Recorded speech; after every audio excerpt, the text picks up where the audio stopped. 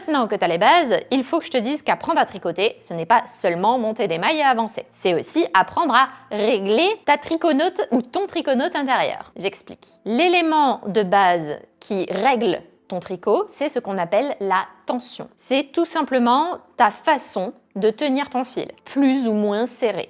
Et la tension d'une triconote à une autre n'est jamais la même. Tu peux tricoter trop serré, donc en général ça veut dire que tu as des mailles qui sont toutes petites, ton fil grince presque quand tu le tires, résultat ton tricot ressemble à une armure médiévale et tu finis en plus par avoir des crampes aux poignets. Donc ça c'est une erreur classique, hein. Je tricotais beaucoup trop serré par exemple, pendant très longtemps. Ou tu tricotes trop lâche, dans ce cas tes mailles sont immenses, inégales, le fil pendouille, le tricot ressemble plus à un filet de pêche qu'à une écharpe cosy. Comment régler ça?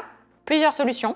Moi, la meilleure que j'ai trouvée, et celle que je recommande à chaque fois, c'est de tester différentes matières d'aiguilles. Pendant des années, j'ai travaillé et j'ai tricoté avec des aiguilles en bois. Et j'ai tricoté vraiment très serré, beaucoup trop serré. Et puis, je suis passée aux aiguilles en métal. Et là, changement radical. Je n'ai plus jamais tricoté serré de ma vie. Donc voilà ce qu'il faut faire. Si tu as tendance à tricoter trop serré, essaie de passer aux aiguilles en métal, ça pourrait t'aider. Essaie aussi de changer ta façon de tenir les aiguilles. Peut-être que ce n'est pas la bonne méthode, celle qui est adaptée à toi. Si tu tricotes trop lâche, essaie de passer aux aiguilles en bois. Et essaie aussi de changer de technique de tricot si ça ne fonctionne toujours pas. Avec ces deux façons de faire, tu as tout ce qu'il te faut pour corriger ta tension et avoir quelque chose qui est juste pile entre les deux.